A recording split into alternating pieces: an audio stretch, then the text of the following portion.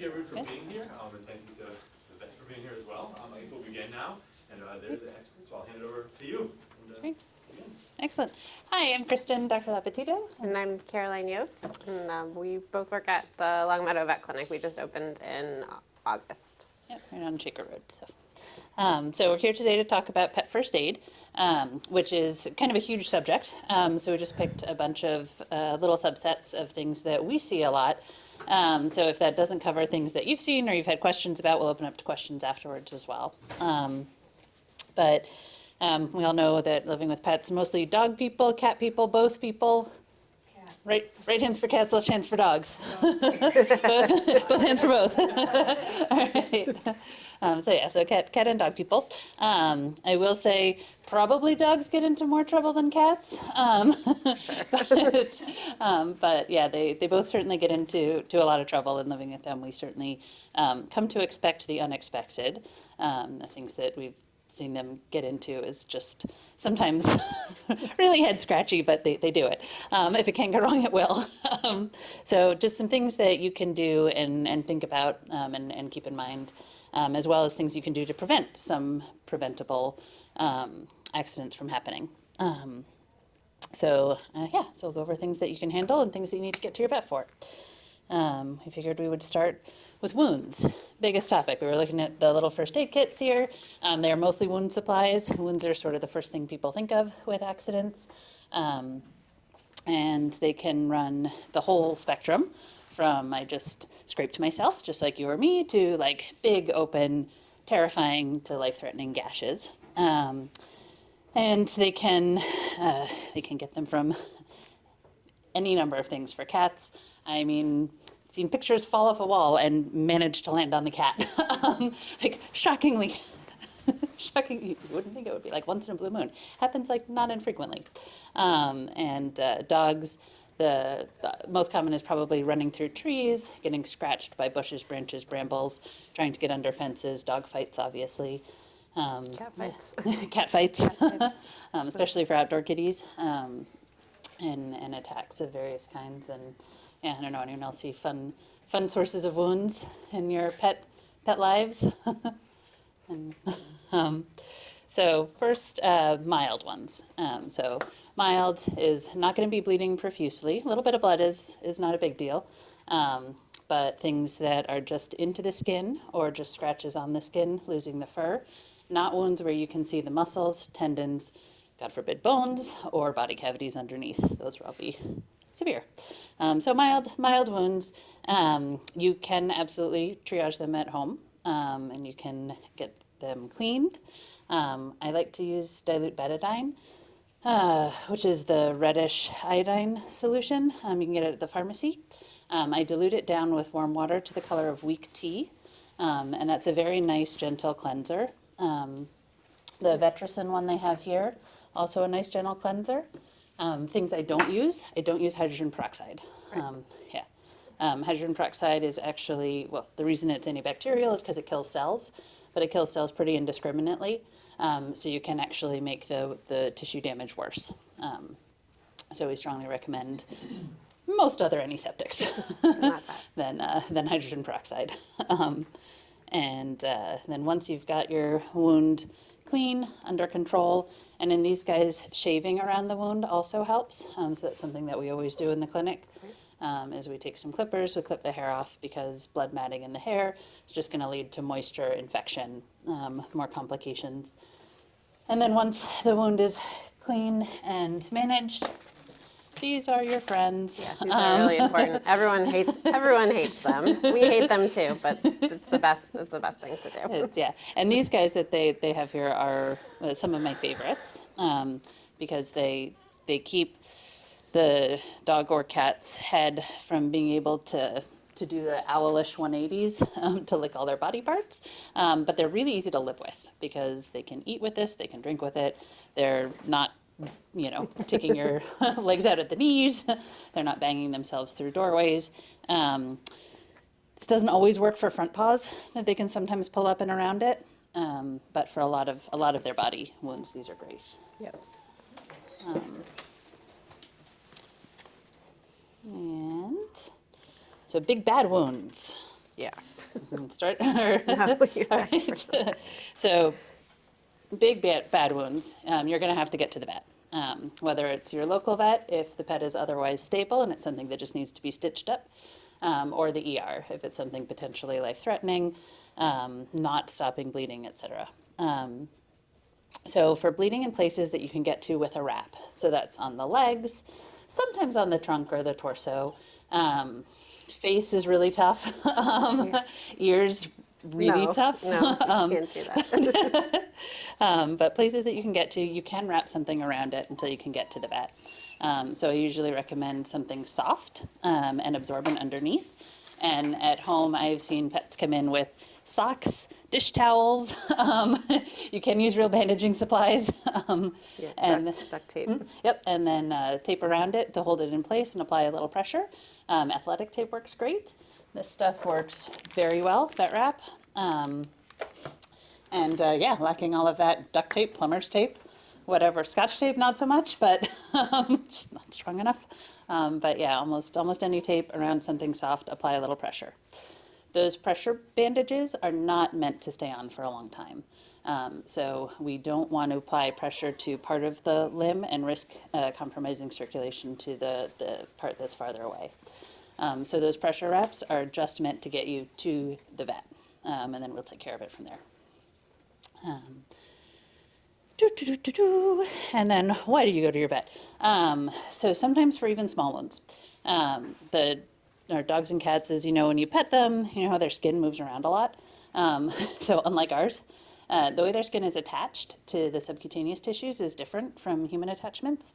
And it makes them a lot more susceptible to what we call the iceberg effect, which is where at the skin surface, you can have a really small wound, but under the skin, there's a lot of tearing and trauma that's not visible. So I see this mostly with dog fights, is we'll have just a little hole where the teeth caught, but where they caught, grabbed, tore, shook, whatever they did, or just ran away. There's a lot of pulling and tearing under the skin. So you could have one where you've got just a little hole. We still like to see them because underneath, if we don't address that trauma under the skin with things like drains, flushing, they're very prone to developing abscesses in the next week or so. Some of them need antibiotics. Some of them need more aggressive intervention. And then the last thing with wounds is you've got this immediate, like day one, all of the stuff that you're seeing, all of the torn skin, the bleeding, etc. We deal with that, we sew it up. The next kind of window that we think about medical intervention is in that first 5 to 7 days afterwards, where if there was trauma to the skin, you can have skin die off, you can have infection set in, you can have abscesses set in. So always to keep in mind, even something that looked like a very simple wound on day one, keep an eye out and don't be afraid to come in if day 3, 4, 5, 6 it's not looking so good, because it might need some more aggressive intervention. Yeah, I think that's all the stuff. Any questions we can answer right off the bat about wounds? Oh, the wounds, no. Yeah. Okay. Wounds All right. questions. So we'll move on to the next subject is about ticks. We always get a lot of calls about ticks.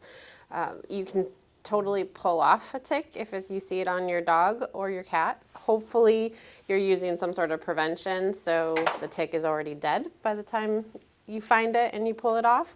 But if it's still alive, they sell these things called tick twisters. I don't know if you guys have seen them, but they kind of like force the cat or the dog, the tick, the tick to release itself.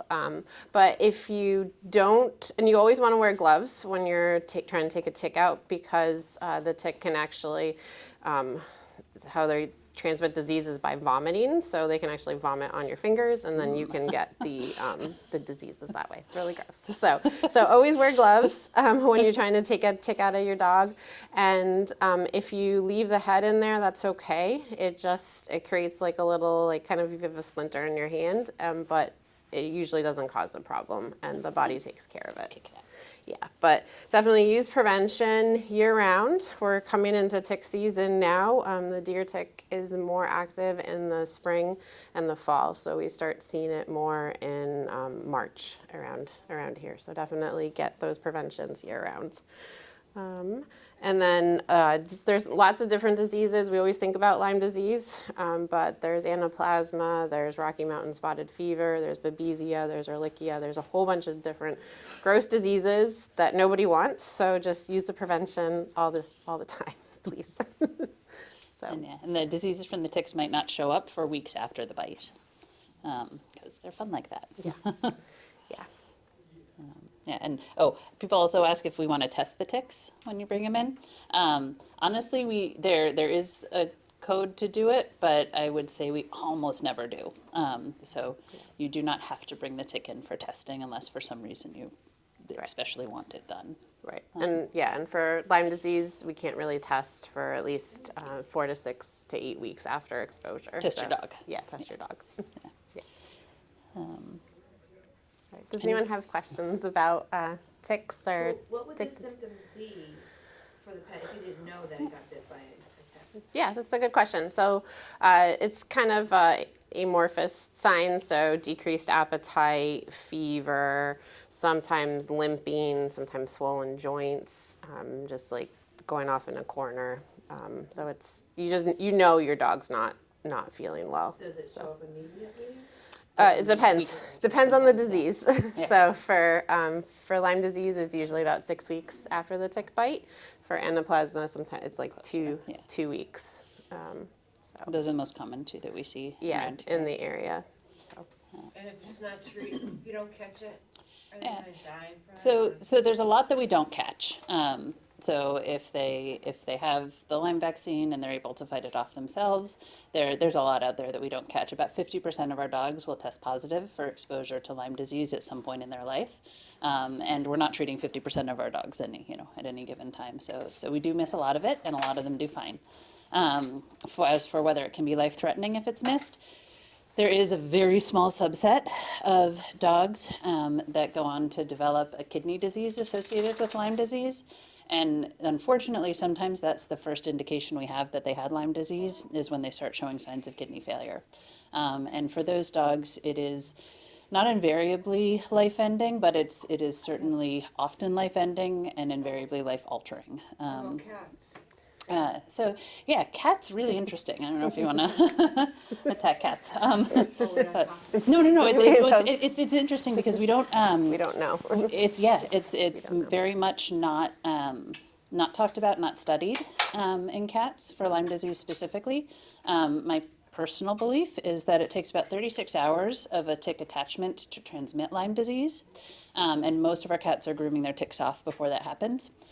So Lyme disease is not a huge phenomenon in cats. They will get anaplasmosis though. So we do see a decent number of cats that present with, outdoor cats, that present with fevers and malaise, diagnosed positive for anaplasmosis.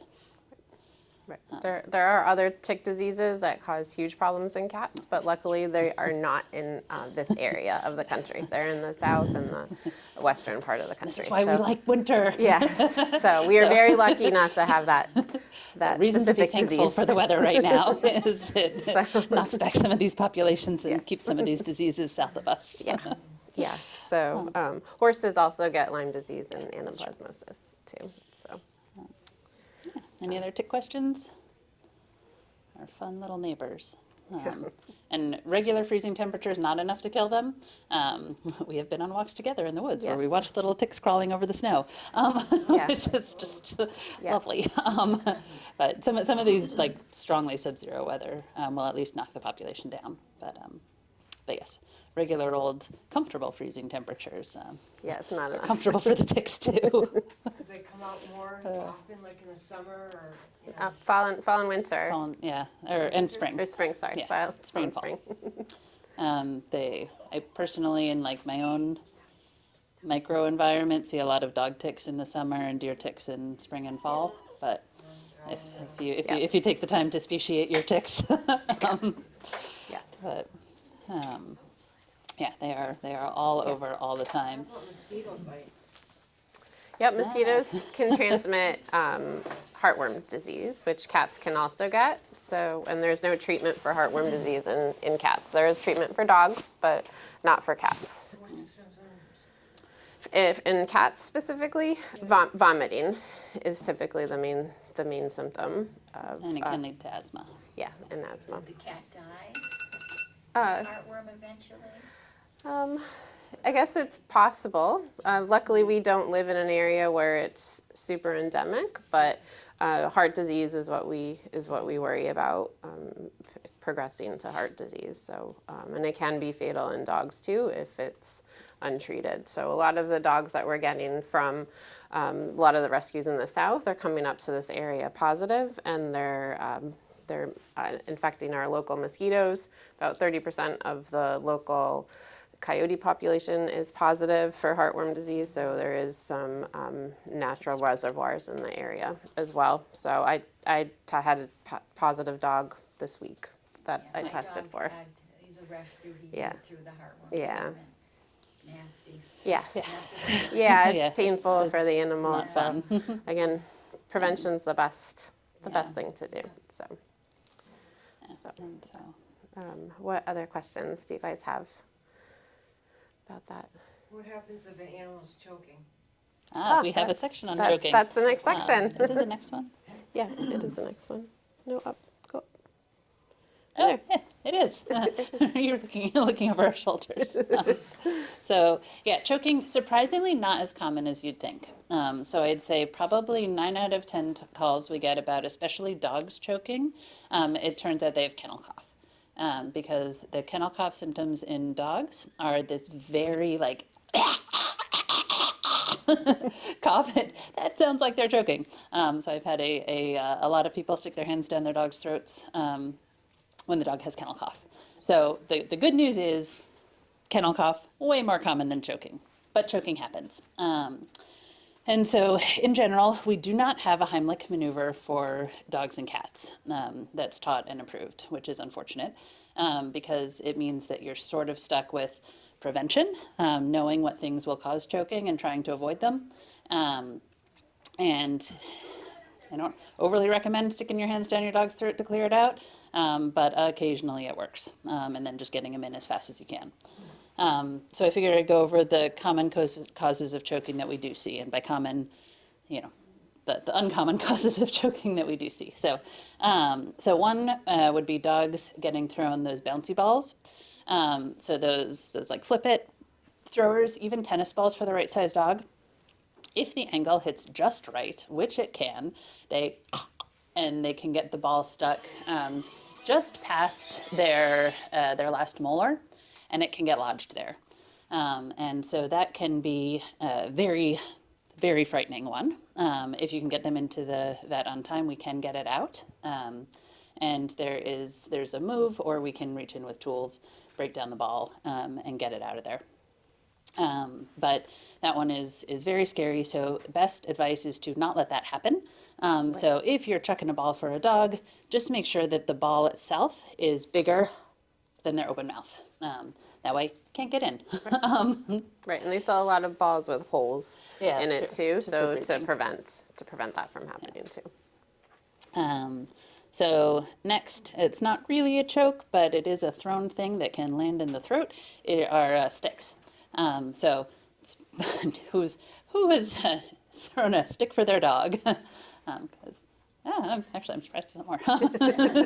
So, I mean, I'd say it's probably like number 1 or 2 thing to play with your dog, which is like very normal, like not getting down on stick throwing. But a little bit of caution. Again, if you have a stick that's just the right length and you're pitching it, it nails one end in the ground, your dog dives on it. I have seen dogs impaled through the back of their throats with sticks.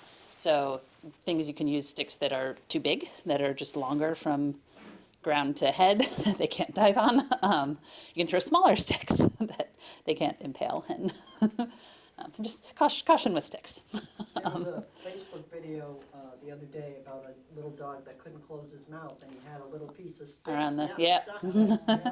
Yep. Yeah, She and fished it out, thank God. yeah, Yeah. another common thing we see is with some of the small twig-like sticks.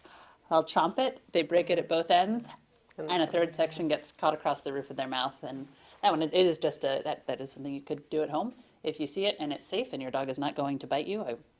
No one gets bit. You can go in and pop it out. Yeah. Or we can sedate them, and you can, Yeah, and we we can can do go it. in and pop it out without anyone's fingers getting lost. Yes. So yeah, sticks, treats. So treats, again, this is very normal stuff that like I don't get down on anyone for doing, but I will say more in puppies than in mature dogs. I have had a few incidents where people will throw a little treat for their little puppy to catch, and it hits right in their airway. That one I've had people try Heimlich maneuvers, have had people try to clear it out. We unfortunately do lose puppies every year to this. It is terrifying, it's awful. So with young puppies, I generally advise, and especially for training timing, is nice to work on your own timing to hand them their treats instead of throwing them. Yeah, it's more so the hard treats that are the ones that. We have an issue with sometimes if he'll eat like a whimsy or a dentist Mm-hmm. stick, he doesn't choke on it, but I'll notice that Stuck the in the next day, no, he'll be, Yeah. and he'll do that for a couple of hours until he can like eat his food, and it's like something is caught in there. Yeah. He's not choking, but he's constantly, every time he swallows. That was the next one. So true treats. So yes, the dentistics, the whimsies, the rawhides will even do it. The dogs that swallow the end of it whole, so they chew it down and they get down to that last bit, and then they swallow it.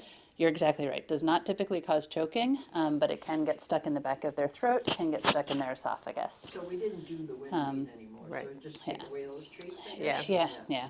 Yeah, Or 'cause he's watch got them the and small- he's take got a yeah. tiny throat. Yeah, or you take it away when they get to the end. But it unfortunately means the dogs that have the tendency to swallow the end whole, they shouldn't be chewing those treats unsupervised, which Right. is more work. Right, But and the smushy face dogs, the brachycephalics, like French bulldogs, pugs, are also more prone to choking just based on how they're made. yeah. Chip bags, that's another one. Again, not quite a choking, it's more of a suffocation. But it is surprising the number of dogs that will stick their head into a chip bag to try to lick out the stuff at the bottom of it, and they create a vacuum, they get it stuck, they can't get it off. We've absolutely lost dogs to suffocating in chip bags. So yeah, I know, right? Again, what can happen? Right. So it's things, don't. You will feel better if you never intentionally give that end of the chip bag treat to your dog. If you want them to have the crumbs, pour them out in a bowl. Right. Definitely, yeah. It's usually like the Labradors or the other dogs that counter surf the bag of chips off the Yeah. counter when no one's home. Yes, that is no fun. Yeah. Yep. Yeah, on that pleasant note, any questions about choking? What about for cats? Like, what's the treatment plan for cats when they're choking? I've never seen a cat choke, to be honest. Is there Yeah. anything that, Yeah. Yeah. Yesterday was the first day of never it looked like it was anything like choking. So, but I think the bigger thing with cats is when they eat something long, whether it's a piece of grass or a string, they can get it caught under their tongue and halfway down their throat. And so those ones, that could be a lecture on its own, is string foreign bodies in cats. Very short stuff. Honestly, I don't recommend people stick their hands in their cats' mouths, because that is a good way to honestly get some pretty gnarly Really bad infections in your infections, hands. So those would be a get to the vet. But yeah, in terms of like a sudden life-threatening choke, I have not seen that in a cat. Yeah. It seems like most of the stuff they swallow is more slow acting. What about the hair ties with the cats? Ooh, yeah, that comes up later. Okay. Yeah, but yes, hair ties are unfortunately one of those things cats love to eat, and that often need to be surgically removed from their stomachs. So, yeah, we have a kitten and that's playtime. I do the hair tie, but it's supervised. Gotcha. But he just loves the darn, he's not Yeah. he's flipping them around and stuff like that. Yeah. yeah, they sell cat toys that are more firm, so that are have this similar kind of like action that they can't really ingest. That would be safer. Yeah, you've got to be careful because sometimes they get caught on their teeth, Yep. you know, Yeah, string and all absolutely. that. And that's Right. when they- Yeah. Right. Yeah. Yep. Yep. And that's why I try to kitties. just do it when I'm there with him, and then I'm like on a mad dash. Yeah, I was gonna trying say, to as long as find they're it all- when yeah. it's done, like, where's the hair tie? Right. He'll say the one saving grace is they show up on X-ray, so we can often tell if they've eaten a hair tie. Use something else. But Yeah. but yes, we've taken lots of hair ties out of cat stomachs surgically, unfortunately. Oh, cats and hair ties. So So the next one that we were going to talk about, similar on the same line of toys, is those big marrow bones that some people get for their dogs. We honestly don't recommend them because they're really prone to breaking teeth and also GI upset.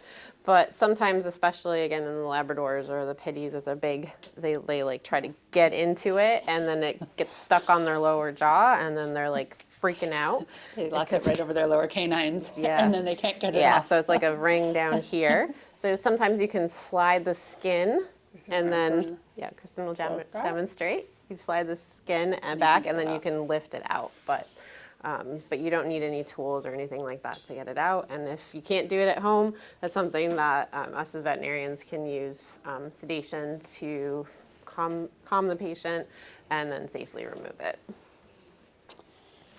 Some marrow bones. Torn toenails. This can happen anytime, often in our dogs running on ice like this Yes. when their nails are long because they hate us clipping them. So can happen at any time. Often there's a lot of bleeding. Often it's really painful, and they don't want to walk on the leg. So it is one of the first things to check. If your dog comes in from outside and they do not want to put weight on their leg, just take a peek at the toenails, because it is much easier than like other injuries to deal with, but it can be like, by the way they act, it can be as painful as like a broken leg. Like I've seen dogs, more reluctant to bear weight on torn toenails than on fractures. Anything on that? Oh yeah, so if they break it off cleanly and completely, this is great. I didn't even know you could get this, but Yeah. Brown's has it.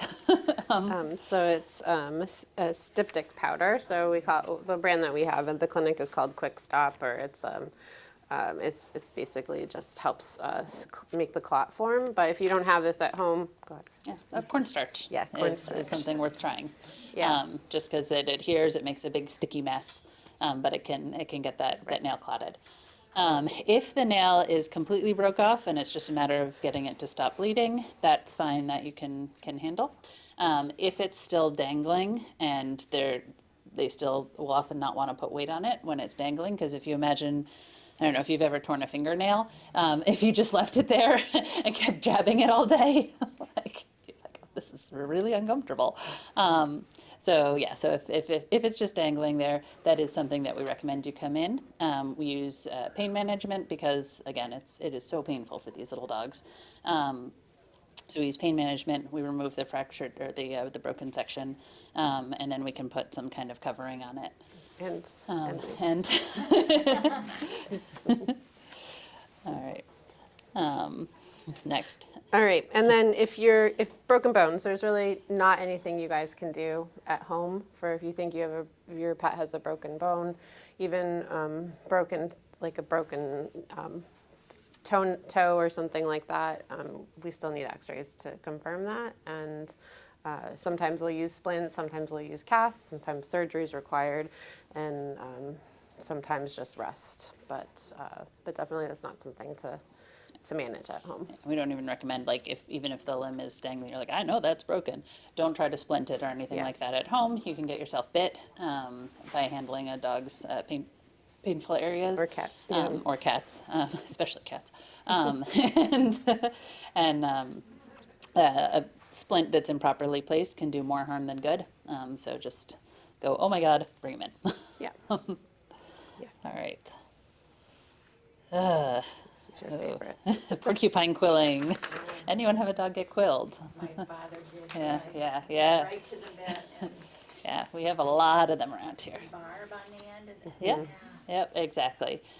So the quills are a hollow tube with a one-way barb at the end that ends up in the pet. Dogs will tend to dive on them face first. Cats will tend to swat them with their paw. So with cats, we end up with a few quills in the paw. With dogs, we end up with quills in the face. And pit bulls will grab them, shake them, roll in them, and get quills everywhere on their entire body. I love them, but they are dramatic when they get there. When they get to a porcupine. So yeah, we've got lots of quills. Porcupines do not hibernate, so they may stay in their burrow more often in the winter, but we're still seeing a lot of quillings, even all through this winter with the cold. So yeah, it's not just, oh, it's February, so I can let them run loose. Still have porcupines. First off, please, please, please, please, please do not cut the tips of the quills. That is an old wives' tale. You are right. It is a barb. It is not a vacuum seal holding that quill in there. So the old wives' tale was, if you cut the tips off, you release the vacuum and the quills fall out. That is not true. You're making shorter quills that are harder for us to remove. So please, please, no cutting the quills. Those they do recommend bringing them in every time. Maybe if there is one quill, but it hurts because you're pulling them out against the barb. And so if you're like, oh, my dog is really nice, we try to pull him out at home. We pull out a few at home. By the time you've pulled out a few, now the dog is even more painful, doesn't want anyone touching it. And now you bring him to us to sedate. We have to use more drugs, higher doses to get them sedated and to get them calm and to get their pain managed. So better off just bringing them in for the first quill. And then we can use lower pain medication doses. We can get them sedated. We can get those quills out. There are almost always tips left behind, but especially if the dog is doing this for the entire time to try to get him out. And that comes in. Please. Yeah. This one. That one. So it's the unfun cone. If you've got one of these at home, throw it on your dog before you bring him in. And that'll just save some of the quill breaking, save them from driving some of the quills in deeper. In terms of being life-threatening, very, very rare, but insofar as quills are ever life-threatening, it's the ones in the chest. So it tends to be, again, those dogs that really just went to town trying to kill the porcupine. The ones in the face do not tend to be life-threatening. And touch wood, despite the fact I'm sure we've had lots of dogs eat quills, have not seen them migrate internally. I suspect once they hit the stomach acid, they dissolve enough that they soften up and can get pooped out. And surprisingly don't get very infected. And I talked to a biologist once who said the quills are covered in an antimicrobial lipid layer that, so even with, you'd think 1,000 little puncture wounds, that you'd be full of infection afterwards, but it does not happen. So yeah, porcupines. Any questions about porcupines? Are there a lot of porcupines around? Oh yeah. Yeah, Yeah, especially as you go yeah, towards north the, and west, yeah. Yeah. Or east. Yeah, there's a lot of porcupines. yeah. Yeah, I know there's some in Hampton, so. All right, so allergic reactions. So we often don't know what causes an allergic reaction in our animals. Typically we think about it more in dogs, and oftentimes they'll present with like a puffy face or hives. Sometimes they'll get really itchy. More severe, more rare signs of allergic reaction are vomiting, diarrhea, so multiple episodes of vomiting in a short period of time, pale gums, collapse, things like that. Those are all very severe and can be life-threatening, honestly. Allergic reactions, we think of vaccinations as what we talk about on a daily basis in the clinic, so that is a possibility, but very rare. Insect bites, medications, even food. Sometimes dogs with food sensitivities can get hives from that. If you do think that your dog is having an allergic reaction, say you wake up one morning and they have little bumps all over their sides, you call your vet and they can give you the dose of potentially a antihistamine to help with that. We typically recommend Benadryl. You just want to be really careful when you look at what's on the shelf. Right now they have gummies or chewables that have xylitol in it, which is toxic to dogs. So we always suggest the old-fashioned tablet, and that works for most dogs, even as small as your little dog. You can break them up. So let's see.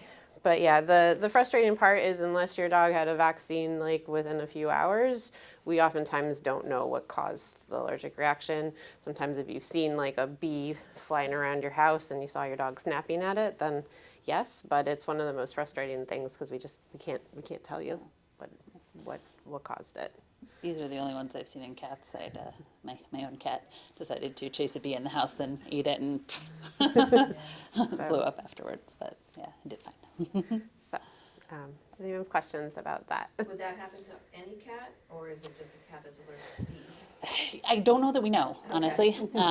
So I would say it can happen to any of them because the venom, a lot of them are reacting to the venom itself. So, so yeah, I would say I wouldn't encourage chasing of bees, and if you happen to have an infestation in your house, maybe close the cat in another room, which was our next solution. That was actually where we lived in vet school. Oh. That was Max. Is there allergy testing for pets if like you notice that things that there's more reactions, that there are allergic reactions happening more? Is there an option to have the pet tested? Yeah, that's a great question. Oftentimes, we'll refer out to a dermatologist for that kind of testing, and they have the most expertise in trying to figure out what animals are allergic to. There's two different ways to do allergy testing. There's the intradermal testing of the skin, the little testing Shape that their whole side and make a grid. that human allergists will do a lot of the time. And then there are blood tests as well. They just don't tend to be quite as accurate as the skin ones. But it's a good question. So, anybody else? Oh, heat stroke. It is. Seems Almost that season. crazy to talk about heat stroke on a day like today, but yeah, we're coming. It's coming up. You mentioned everyone knows what heat stroke is in the broadest sense. Signs in dogs, actually very uncommon in cats. I suspect because they take good care of themselves and they don't move if they don't have to. And so on hot days, your cat's not going to be running around. They're going to be tucked up under in the shade and taking it easy. But yeah, signs of overheating in dogs is hard panting, weakness, refusal to move, and then as the signs progress into more severe heat strokes, we can have collapse, bleeding, bloody diarrhea, and seizures. You don't want to let it get that far. Those dogs, if they're reaching those stages before they get any treatment, they are very likely to die. But if we can get them into that first stage, then we've got a reasonable chance. So I think it's really important to impress that we can see this on hot days, but even on warm days. So any day over 70 degrees, there is a risk. Now, granted, it's not as high on a day that's 100 degrees, but especially after we've had this cold winter, our pets aren't accustomed to it. We have our first nice day at 70 degrees. We're like, great, let's go hike up a mountain, and we can heat stroke them. On days like that. So pay attention to your pets, especially in the spring when you're ramping up exercise, and take their cues if they don't want to keep going and they're panting. Like, let them take a break. That said, we can't always trust them. So there are certainly young, happy labs that will run until their temperature is 108. So listen to their cues, but if they're not giving cues, also use your judgment. Can that happen, like, we have a front door that we open in the morning that's full glass. Yep. He waits for that door to open, and it can be 28 degrees outside, but still warm in front of that door, and he Gotcha. will just sit there all day. And he'll be Bake. Like, but, dogs love to find Yeah. that sunny spot. Yeah. Can that happen? I have seen it. I haven't seen it on a cold day, but I have seen bulldogs, especially with the short airways, go out and lay in a sunny patch and heat stroke themselves. And their owner's like, but they weren't even moving. They were like literally just resting in the sun. But it was He's hot from enough to bake Texas, them. and he Yeah, doesn't yeah. like the cold, he likes heat. Yeah, and for not moving, you're probably safe in as long as it's not 110 degrees. You just get up and It's shut the more, door when yeah, it yeah. gets big, Yeah, when he's panting too Right. much, yeah. Yeah, but speaking of bulldogs, I've seen them where they create heat stroke in themselves when they're just driving in the car with air conditioning on a summer day. So I had a client once that was going on a trip, and they had to stop an hour into their trip because their bulldog got heat stroke, and they stopped on the ER clinic Yeah, on the way there. My son had one that, Yeah. he went, to an emergency, he lives up near Worcester, Yeah, but, it happened fast. yeah, Yeah, yeah, yeah. and just from Yeah. air conditioning in the car, and they're just panting, and they just make themselves too hot. Yeah, She's overnight. yeah, Yeah. yeah. And the question, why? So dogs don't sweat to cool themselves down. They use the airflow through their airways. So anything that reduces the size or airflow in their airway is a risk factor for overheating, even in normal environments. So brachycephalic dogs, they're bred to have small airways, but also small dogs with collapsing tracheas have small airways. And big dogs like Labradors, as they age, are prone to disease called laryngeal paralysis, which will decrease the airflow through their larynx, and so they're prone to overheating as well. So anything that reduces their airway size, they're more susceptible to heat. But what can you do? So, oh my gosh, I suspect I have this dog that's overheating. So really important, no ice. Seems like the first thing you would do, but if you cover their outsides in ice, you'll actually tighten up their capillaries and drive that heat internally, because your body reacts like it does in the cold. It keeps all the heat in the middle. So we want cool water, but not ice. So cool wet towels are great. Cool bath is great. Fans are great. Obviously calming them down, letting them move whatever air they can. Obviously get them right to a vet. And if in the panic of the moment, you have time, inclination, and it is safe to do so, if you can get a temperature right when you start cooling them, that can help us give a prognosis and know how worried we have to be. So if you start cooling your dog and he was 108 degrees, that's a very different case than if he was 105 degrees when you started cooling him. And if you cooled him successfully, he might be 102 degrees when he gets to us. And so I have no way of telling, am I dealing with a dog who's at risk factors from 108 degree heat stroke, or am I dealing with a dog who's at risk from 105 degree heat stroke? So it is very useful information, even though it's probably the last thing on your mind in the moment of the emergency. But if you can do it, be great. And yeah, normal temperatures in a dog are about 99 to 102.5. And the 105 to 108 is when we're worried about heat stroke.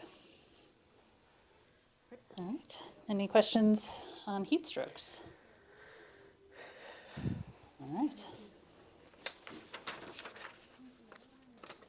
All right. So ingestions. So dogs typically are the ones that we worry about. Cats are just seems to be smarter than our dogs. Even though I love them. Discerning. Yes, you did say discerning. But if somebody was to call the clinic and their pet ate one of their medications or something that we're not familiar with, we always suggest calling the pet poison control.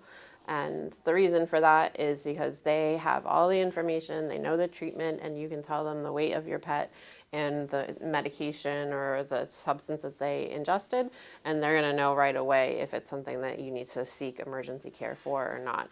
We don't, unfortunately, have that capabilities because we don't know everything. We don't know everything. So, but we do know that some of the common household toxins in dogs and cats that we see are xylitol ingestion. So gum is a really common one that we'll see that can cause liver failure in dogs. It can cause low blood sugar.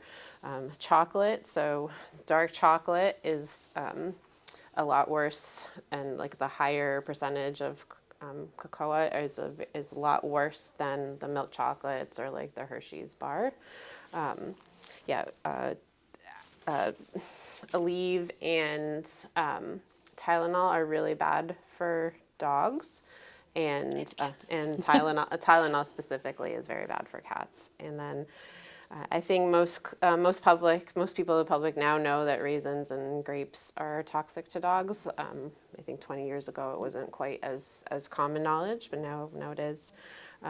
Onions can be toxic, but it takes a whole lot of onions. Your lab would have to eat Yeah, if you've many got, onions. if you've got onions on your steak and the dog grabs the steak off the plate, it's probably not going to get toxic from the onions. But if they, for whatever reason, decided to eat an entire bowl of raw onions, and that's worth a call to poison control. Yes. Yes. So in cats, we worry about lilies. So Easter lilies, daylilies, tiger lilies, all those kind of lilies. Not peace lily, not calla lily. Yeah. But Not calla lily? Not not calla calla lily. lily. Oh my God. It'll cause calla lily. GI upset, but it's not life threatening. Yeah, but the other lilies are life-threatening. They will cause kidney failure, and it is one of the things that cats can die from pretty easily. Just like the pollen. just a tiny little bit of pollen Yeah. on their Yeah. whiskers that they clean off and ingest. It Even can kill drinking them. the water that the lilies were in. Yeah. So if I receive a bouquet with lilies in it, to be honest, I typically don't keep any of the bouquet. But if I wanted to, I'd be taking the lilies out. I would wash the container and replace all the water in it. Yeah. Yeah, the Asiatic lilies are nasty in cats. And medications as well for cats, but Chase it. Sometimes. yeah, yeah.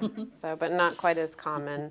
And even medications like, especially pain medications or heartworm or tick preventative, if your dog gets into it and eats the whole container, that can be toxic depending on what the medication is, even if it's something that's made for animals. And then Tufts nearby does do dialysis for these more severe cases. It is on the more expensive side, but it is a way to help save, But yeah. especially the cats. Yeah, if we get them there fast after, let's say they ate a whole bottle of Advil, that is absolutely life-threatening to almost all dogs, but dialysis can save them. So Tufts is our go-to for that. I have a question. So, before I had this little dog, I had a Yorkie, and we had a cookout, and somebody had wrapped up a brownie and put it in their purse, and she got it. And after I realized that she ate it right away, I gave her some hydrogen peroxide to throw it Ooh, up. actually, that's the hydrogen peroxide So, it point. worked, Oh, there it is. but now that I don't have her and I have this dog, twice he has come out of the backyard. We have arborvitaes, and there's a squirrel that lives there. The first time he came running in the house with a bagel, and the next time he came in running with a big piece of pizza crust. So I want to know, I mean, what if that had been a raisin bagel? I Gotcha. don't know. It Yeah. wasn't, thank God. But is that okay to give them hydrogen peroxide immediately to have them throw that up? It worked the one time. I've done that with the bulldog who was part of dog, and she had cloth. Yeah. Halfway down, I thought, oh my God, and she did vomit up the cloth. So excellent question. The question was about hydrogen peroxide. We actually had a bullet point there on that. It is no longer recommended, ironically. It does work, as you've both experienced. How much would you give them? It is not recommended to give it at all anymore. Well, I Yeah. think when I gave it, I think Yeah, I yeah. gave a tablespoon. Yeah, That was just but- enough, but she was 10 pounds. But yeah, more recently they've done some research, and if you go down with a scope into the esophagi and stomachs of dogs that have gotten hydrogen peroxide, 100% of them have burns down there. Yeah. So it's now most of them aren't symptomatic for that, but in extreme cases, I've seen 2 dogs die from actually holes in their stomach. What do you recommend? After. So unfortunately, Going to the so we do have some a newer med on the market called Cleaver. What is it? Cleavor. Sorry, not Cleaver. Cleavor. Clever. Clever. Is it pronounced Clever or No, Cleavor? Cleavor, I don't know, that's how I pronounce it. Yeah. But it's an eye drop that will induce vomiting within about an hour.